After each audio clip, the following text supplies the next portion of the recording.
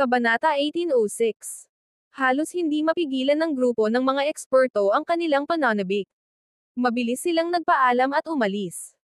Hindi nagtagal, si Sebastian at Luna na lang ang natira. Huwag mo akong tingnan ng ganyan. Papasok ka na ba kapag nakapasok na sila sa battlefield? Pinag-cross ni Sebastian ang kanyang mga braso sa kanyang dibdib at tinitigan siya ng matalim na tingin. At kung ang kanilang buhay ay nasa linya, ililigtas ba natin sila o hahayaan silang mamatay? Matigas ang kanyang tono at walang iniwang puwang para sa pag-aalinlangan. And Von. He's nothing but a greedy opportunist who only cares about profiting from this trial. Do you really think ang pag-asa sa isang tulad niya ay makakakuha ka ng rangkang, let alone the air position? Puno ng paghamak ang kanyang tono. Ay. Napakagatlabi si Luna at natahimik sandali. Parang nawalan siya ng masabi. Sisiguraduhin kong mananalo ka sa succession trial at aangkinin ang posisyon ng tagapagmana. Ipaubaya mo na lang sa akin.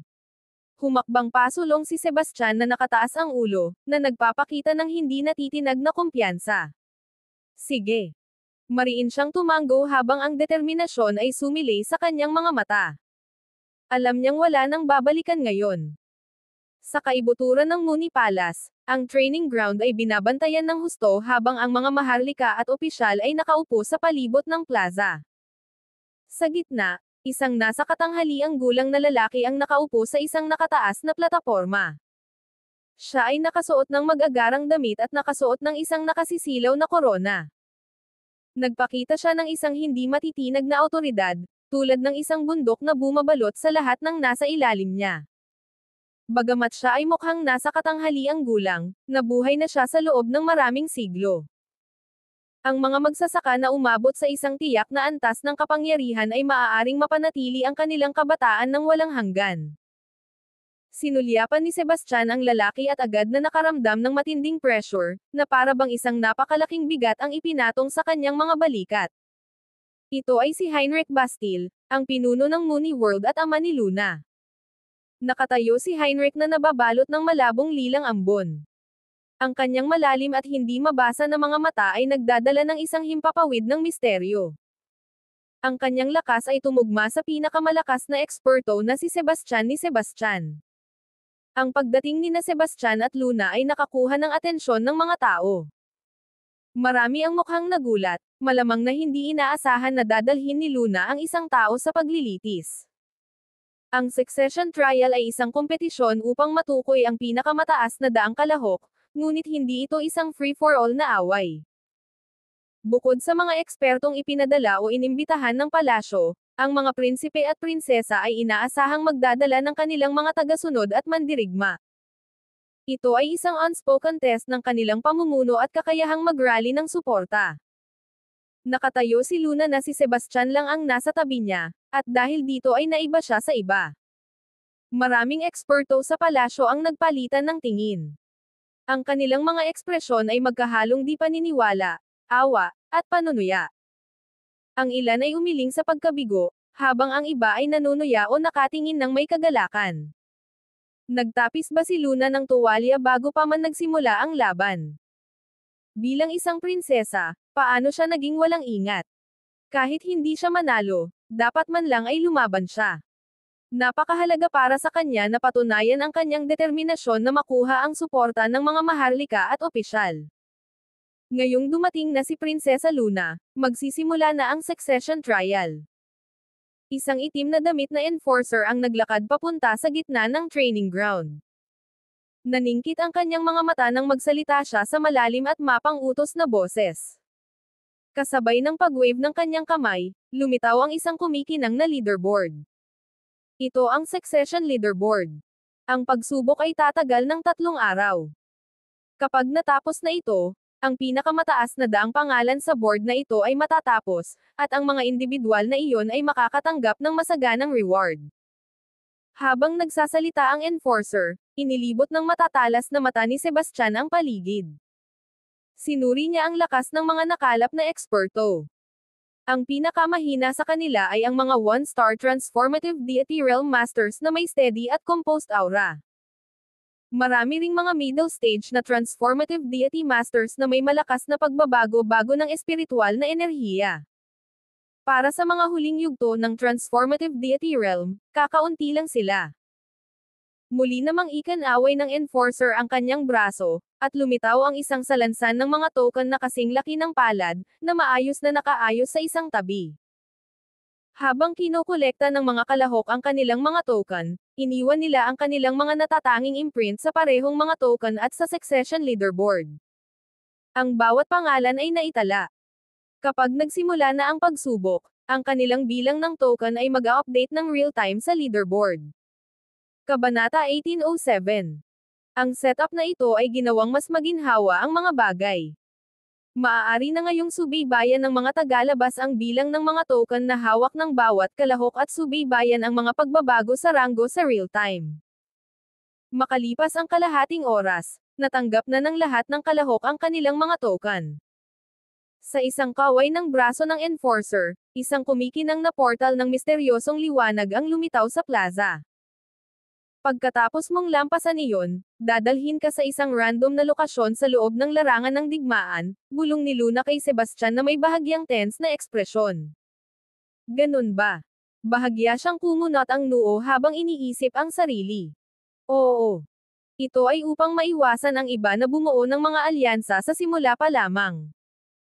Kung hindi, ito ay magsasalansan ng mga posibilidad na pabor sa kanila. Bakas sa boses niya ang pagbibitiw. Kung ganoon, mag-iiwan ako ng marka para mahanap kita mamaya, sabi ni Sebastian. Inabot niya at mahinang tinapik ang likod ni Luna para magtatak ng kakaibang marka sa kanya. Isang mapait na ngiti ang ibinigay ni Luna. Walang silbi ang anumang marka. Nagsagawa na ng pag-iingat ang Mooney Palace. Kapag dumaan sa portal, ang markang ito ay mabubure.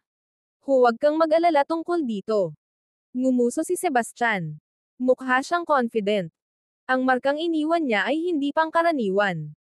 Kung mabubure ito ng isang simpleng portal, hindi niya karapat-dapat na tawagin ang kanyang sarili bilang isang tunay na powerhouse. Sa panunood ng mga tao, ang mga kalahok ay sunod-sunod na humakbang sa portal. Nang makapasok na si Luna ay walang pagdadalawang isip na sumunod si Sebastian. Sa isang iglap, umikot ang mundo habang marahas na umiikot ang oras at espasyo. Pakiramdam niya ay dumaan siya sa isang misteryosong koridor na lampas sa oras mismo. Si Sebastian ay dinala sa isang ganap na bagong mundo, isang nakabukod na kaharian at isang nakatagong santuwaryo. Ang mga matatayog na bundok ay nakaunat sa abot tanaw na parang natutulog na mga dragon. Ang mga ilog ay lumiligid sa lupa, ang kanilang tubig ay kasing linaw ng salamin. Ang mga ulap ng ulap ay naanod sa landscape at lumipat sa walang katapusang mga anyo. Ang mga espiritual na halaman ay umunlad sa buong lupain at kumikinang sa isang hindi makamundong liwanag. Ang mga kakaibang hayop ay malayang gumagala, at ang kanilang mga sigaw ay umalangaw-ngaw sa mga lambak. Inilibot ni Sebastian ang paligid at wala siyang nakitang tao. Nakatayo siya sa ibabaw ng isang matayog na bundok na humahampas sa paligid niya. Walang ibang mga magsasaka ang nasa loob ng kanyang mga pandama. Ang teleportasyon ay talagang random, nakakalat sa mga kalahok sa larangan ng digmaan. Para sa mga may mahinang paglilinang, ang pagtatago ay maaaring panatilihin silang buhay, ngunit ang kaligtasan ay magiging walang kabuluhan kung walang mga token. Ang mga token ay idinisenyo upang pilitin ang mga kalahok na hanapin ang isa't isa, kung lalaban, manghuli, o manghuli.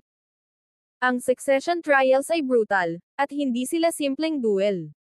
Nilalayo ng Mooney Palace na gamitin ang pagsubok na ito para salin ang mga tunay na elite at henyo. 20 milya. Si Luna ay 20 milya sa kanluran. Pumikit si Sebastian at tumutok. Sa isang iglap, itinuro niya ang kanyang lokasyon. Sa lakas ng espiritual na enerhiya, bumaril siya pasulong tulad ng isang walang pigil na kabayong lalaki o isang palaso na binitawan mula sa isang busog habang siya ay tumakbo patungo sa silangan sa hindi kapani-pani walang bilis. Ang priority ni Sebastian ay mahanap si Luna at masiguro ang kanyang kaligtasan. Sa ganoong paraan, hindi siya magkakaroon ng distractions. Hold on. Iabot mo yang token mo. Habang sumusugod si Sebastian, bigla siyang nakatagpo ng isang middle stage na transformative deity master. Gayunpaman, sa isang kisap mata, nawala siya sa pangunawa ng lalaki na para bang isa lang siyang ilusyon. Habang hinahanap ni Sebastian si Luna, isa pang figure ang na-teleport sa ibang bahagi ng Secret Realm. Ang lalaking ito ay may dalang malawak na espada sa kanyang likod. Ang kanyang ekspresyon ay kasing lamig ng yelo, at ang kanyang matalas na mata ay kahawig ng isang lawin. Bawat bahagi niya ay naglalabas ng walang awa na pagwawalang bahala. Inutusan ako ni Prinsipe Fritz Sommer na hulihin si Sebastian ng buhay. Kaya kung gawin iyon, ngunit ang baldado sa kanya ay gumagana rin. Dito, walang sino man ang nangangahas na sumalungat sa Crimson World. Sa sandaling matapos siyang magsalita, ang kanyang figure ay kumikislap at naglaho sa malayo, na parang multo. Kabanata 1808.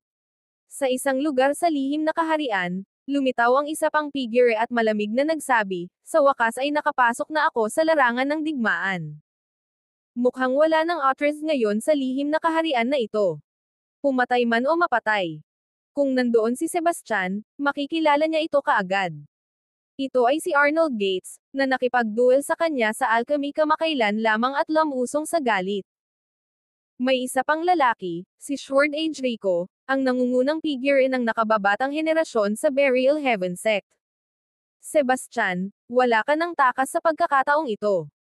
Nagdidilim ang mukha niya sa galit habang humahakbang pasulong. Puno ng galit ang boses ni Sword. Dahil napatay mo si Ek, I swear you'll pay with your blood. Damang-dama ang kanyang layunin sa pagpatay. Nalaman niya ang mga nakaraang pangyayari mula sa mga miyembro ng Misty Sect at, nagkataon, nadiskubre niya na kasama na ngayon ni Sebastian si Luna. Sabik sa paghihiganti, tiyak na hindi hahayaan ni Sword na mawala ang perpektong pagkakataong ito. Ni Sword o Arnold ay hindi lamang naudyok ng paghihiganti. Ang kanilang pangunahing layunin ay supilan si Sebastian, dahil si Fritz Sommer, ang ikatlong prinsipe ng Crimson World, ay nag-alok ng isang astronomical bounty para sa kanyang paghuli. Sebastian, andito ka na pala. Nakahinga ng maluwag si Luna, pakiramdam niya ay may natanggal na mabigat sa kanyang dibdib. Pagpasok niya sa Secret Realm, nalaman niyang nandoon pa rin ang markang inilagay sa kanya ni Sebastian. Nagbigay ito sa kanya ng isang kumikinang na pakiramdam ng pag-asa. Ang kaharian ay napakalawak, at ang takot na hindi na siya muling makasama sa oras ay tunay na nakababahala. Ang kanyang lakas ay hindi kabilang sa mga nangungunang contenders. Bagamat hindi maaaring ipagsapalaran ng iba ang kanyang buhay, hindi magiging mahirap ang pagnakaw ng kanyang token. Maraming tao ang tumitingin sa iyo, hindi ba? Nakalok ang matalim nitong tingin sa kanya. Sagot ni Luna, sinubukan akong i-recruit ni Nakalista at Corvan, pero dahil nabigo sila. Tiyak na darating sila para sa akin. At pagkatapos ay mayroong Zorro. Kahit na siya mismo ay hindi makapasok sa kaharian, nagpatala siya ng ilang makapangyarihang eksperto upang kumilos sa ngalan niya. Malamang na target din nila ako. Nagsalubong ang mga kilay niya sa kawalan ngunit may bakas ng lamig sa boses niya. Bilang pang-apat sa linya sa trono, walang pagpipilian si Luna kundi ang sumali sa succession trial. Kung hindi niya gagawin, malamang na siya ay iwanan ng maharlikang pamilya. Ang kompetisyon para sa trono ay walang awa, at si Heinrich ay walang pakialam kung sino sa kanyang apat na anak ang nanalo. Ang tanging inaalala niya ay ang resulta, at ang talunan kahit na ang taong iyon ay sarili niyang anak ay walang halaga sa kanya. Kung gayon, papatayin natin sila. Nanlamig ang mga mata ni Sebastian, at ang kanyang titig ay kasing talas ng bakal. Kukunin namin si Nakalista at Corvan, at ang posisyon ng tagapagmana ay magiging iyo. No. If you do. Namutla ang mukha ni Luna sa gulat habang nag-aalangan at takot sa kanyang mga mata. Enough with the hesitation. Sumama ka sa akin. Matigas ang boses ni Sebastian, hindi mapag-aalinlanganan ang utos. Nagpatuloy ang dalawa at binagtas ang malawak na tanawin. Sa loob ng 15 minuto, nakatagpo sila ng 5 middle stage na transformative deity masters. Ibigay mo ang iyong mga token kung gusto mong mabuhay. Sumiklab ang balak na pagpatay ni Sebastian nang makita niya sila. How dare you act so arrogantly? Nasa middle stage ka lang. Nagalit ang 5 sa kanyang inasta. Ang kanilang makapangyarihang mga aura ay lumundag habang sila ay bumubuo ng isang hindi nakikitang presyon na nagpabagsak sa kanya tulad ng isang bundok. Duality reversal technique. Umungol si Sebastian at pinakawalan ang buong lakas. Ang labanan ay sumabog sa paggalaw. Hinawakan ni Sebastian ang Harmony Blade, kumikislap ang liwanag nito na parang kidlat habang winawasak nito ang mapang-ipang aura. Sa isang galaw, dinurog niya ang kay-abangan ng 5 magsasaka. Walang katapusang umalangaw-ngaw ang mga banggaan habang nagsasalpukan ang espiritual na enerhiya at malakas na yumanig ang lupa. Isa itong one-sided massacre, isang pagpapakita ng labis na pangangibabaw. Wala pang 10 segundo, nakahandusay sa lupa ang 5 middle stage na transformative deity masters. Ang kanilang panloob na enerhiya ay umikot ng marahas habang dumaloy ang dugo mula sa kanilang mga bibig. Napatingin sila kay Sebastian na para bang isa siyang demonyo. Walang pag-aalinlangan, iniabot nila ang kanilang mga token, na nag-aalok ng nanginginig na mga kamay. Tara na. Inilagay ni Sebastian ang kanyang imprint sa mga token at pagkatapos ay inimbak ang mga ito. Hindi pa sila nakakalayo nang lumitaw ang 2 late-stage na transformative deity masters. Ang kinalabasan ay ang parehong tinamaan ni Sebastian sa lakas ng isang kulog. Kabanata 1809. Nakatayo lang si Luna at nanonood.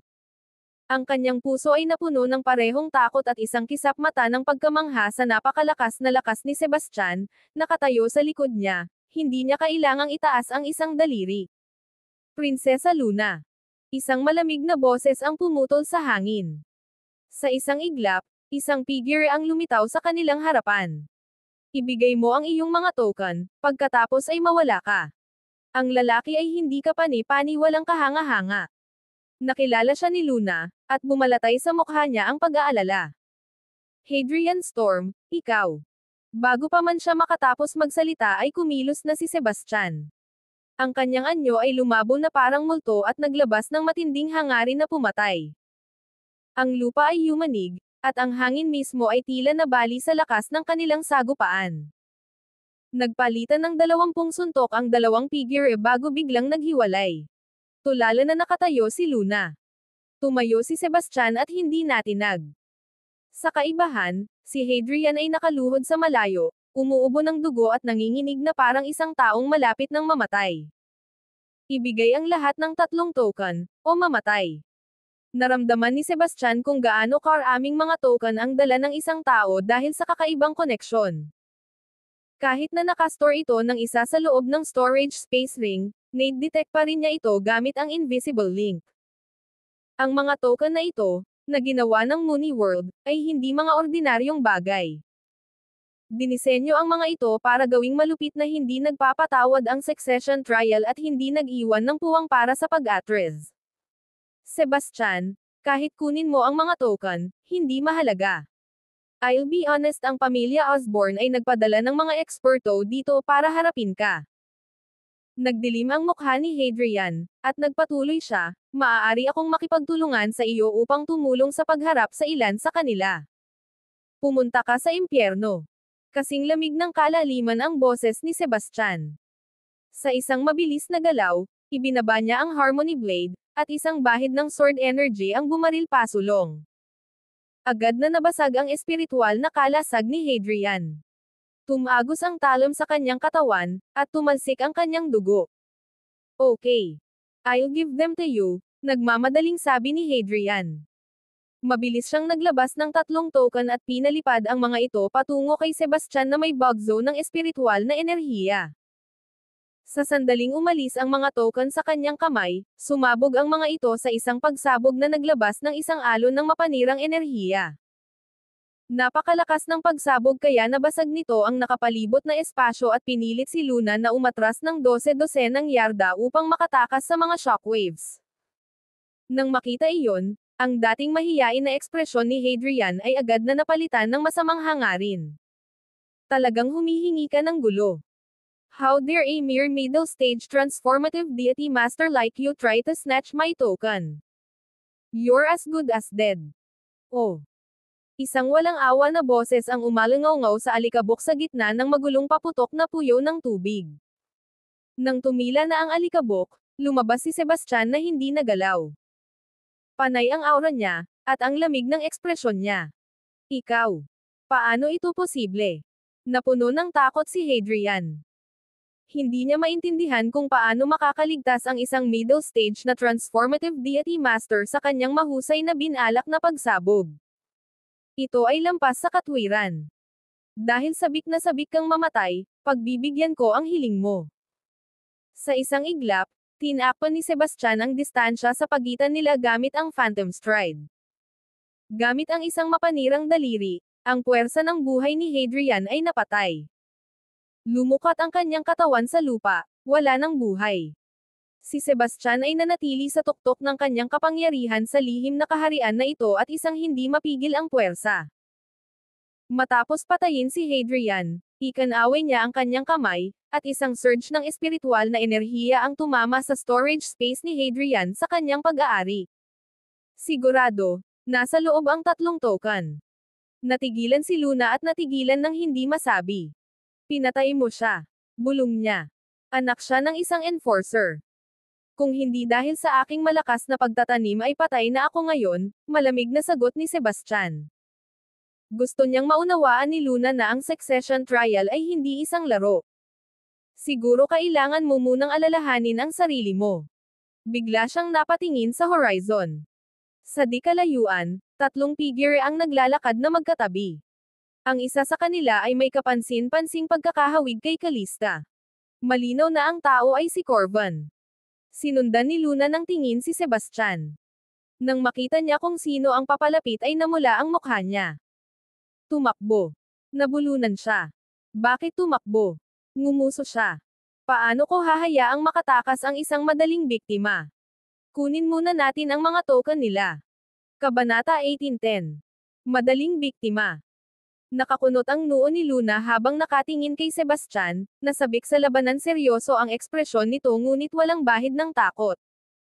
Nakalaban nila ang tatlong mabigat na late-stage na transformative deity masters. Kabilang sa kanila ay si Corvan, na siyang pinakamalupit, mabagsik, at walang awa. Ang mga ordinaryong eksperto sa parehong antas ay wala sa paningin ni Corvan. Ang dalawa pang nasa tabi niya ay late-stage transformative deity masters din. Magkasama, silang tatlo ay halos hindi mapigilan at siguradong mataas ang ranggo sa succession leaderboard. Gayunpaman, gusto talaga ni Sebastian na nakawin ang kanilang mga token. Gulong-gulo ang isip ni Luna, ngunit pinigilan niya ang pagnanasang tumakas. Sa halip, mahinahon niyang ipinakilala ang mga taong iyon kay Sebastian na may malamig na ekspresyon. Luna, ang liit ng mundo. Ngumisi si Corvan habang papalapit silang tatlo. Ang kanyang ngiti ay mabisyo, at ang kanyang mga mata ay kumikinang sa mali siya. Corvan. Bahagyang nagtaas-baba si Luna. Kanyang tingin ay kasing lamig ng yelo. Kahit kailan hindi kita pinag-isipan ng mataas. Ibigay mo ang mga token mo, kung hindi, sisiguraduhin kong mabagal at masakit ang pagkamatay mo, marahas na sabi nito na may malupit na ngiti habang pinaikit ang mga mata. Gusto mo akong patayin? Ngumisi si Luna, at ang kanyang magandang mukha ay puno ng paghamak. Sa tingin mo ba ay handa ka na? Alam na alam niya kung anong klaseng lalaki ang kapatid niya. Madilim na tumawa si Corvan. You've got some nerve, but it's too late. Kahapon, nagpadala ako ng isang tao para imbitahan ka na makipagtambol sa akin sa succession trial, pero nagkaroon ka ng lakas ng loob na tanggihan ito. Ang walang kwentang tanga na katulad mo ay nakikipagkumpetensya sa posisyon ng tagapagmana. Huwag mo akong pagtawanan. Isang boses ang biglang sumabad sa usapan nila. Hold on. Ako mismo ang papatay sa kanya. Agad na nalipat ang atensyon ng lahat kay Sebastian. Ha? Nanlilisik sa galit ang mga mata ni Corvan. How dare you speak in front of me, you insignificant fool. Kasalukuyang nasa middle stage na transformative deity realm lamang si Sebastian, at sa mga mata ni Corvan, isa lang siyang langgam na maaaring durugan sa isang pitik ng daliri. Ang biglaang pagsabog ni Sebastian ay walang iba kundi isang walang ingat na pagpukaw, isang tiyak na paraan upang mapatay ang sarili. Sino ka sa tingin mo? Ngumisi si Sebastian. Hindi mo ako karapat-dapat na kausapin ako ng mahigpit. Nang hindi nagaksaya ng isa pang salita, hinawakan niya ang Harmony Blade at humakbang pasulong. Ang kanyang katawan ay sumulpot na parang kidlat habang diretsyong sinuntok si Corban at umuungal, "Mamatay ka, hamak ka." Bago pa man umalis ang blade sa kaluban nito, ang enerhiya mula sa Harmony Blade ay pumutok at pum-unit sa paligid. Ang hangin ay tila marahas na umikot habang ang isang surge ng kapangyarihan ay sumabog palabas. Sa sandaling kumilos si Sebastian, bumukas ang langit sa isang nakakabinging kulog. Ang lupa sa ilalim ng mga ito ay nanginag, na nagpapadala ng mga bato at mga labi na lumilipad sa lahat ng direksyon. Ano? Biglang nagbago ang ekspresyon ni Corban.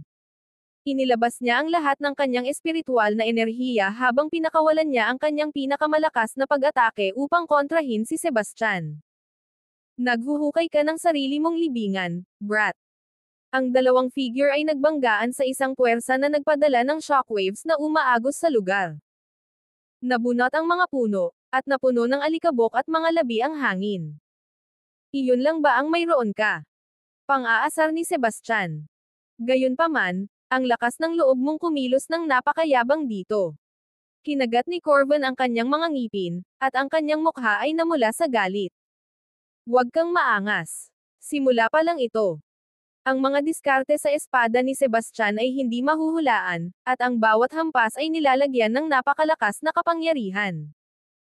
Ang Duality Reversal Technique ay nagpakawala ng mga alon ng enerhiya na bumagsak na parang tidal wave, at ang bawat alon ay mas malakas kaysa sa huli. Ang lakas ng kanyang mga pag-atake ay tuluyang nilamon si Corban, na nag-iwan sa kanya ng puwang upang huminga. Ang ganap na kapangyarihan na ipinakita ay hindi may kakaila. Si Sebastian ay nakatayong matangkad at hindi natitinag, na nagpapakita ng napakalaking presensya. Ang sagupaan ng espiritual na enerhiya ay napunit sa larangan ng digmaan at nahati ang lupa. Si Corban ay pinalipad ng 12-dosenang talampakan pabalik, at ang kanyang mga hakbang ay hindi matatag. Ang kanyang mukha ay isang maskara ng kawalang paniwala, at ang kanyang mga mata ay nanlaki na para bang ngayon lang niya nasaksihan ang imposible. Paano siya maitutulak ng isang middle stage na transformative deity master sa isang direktang paghaharap? Pinaikot-ikot ni Furry ang features ni Corban habang pinapatatag niya ang sarili. Dumadagandong ang kanyang mga damit habang ang kanyang espiritual na enerhiya ay lumundag na parang rumaragas ang ilog. Pinakawalan niya ang buong kapangyarihan ng Titan Furry Strike at umungal, "Hayaan mong ipakita ko sa iyo ang walang talo na lakas ng Titan Furry Strike. Ang diskarte mo ay wala sa harap ko." Hindi natakot si Sebastian. Ang Titan Furry Strike ay isa sa pinakamakapangyarihang pamamaraan ng cultivation ng Mooney World Royal Family. Ang pagmaster nito ay nangangahulugan ng pagtap sa mismong puwersa ng kalikasan at pagbibigay sa user ng hindi kapani-paniwalang opens iba at depensibong kapangyarihan. Ngunit ang daan patungo sa karunungan ay napakahirap, at ang isang maling hakbang ay maaaring humantong sa mga sakuna na kahihinatnan.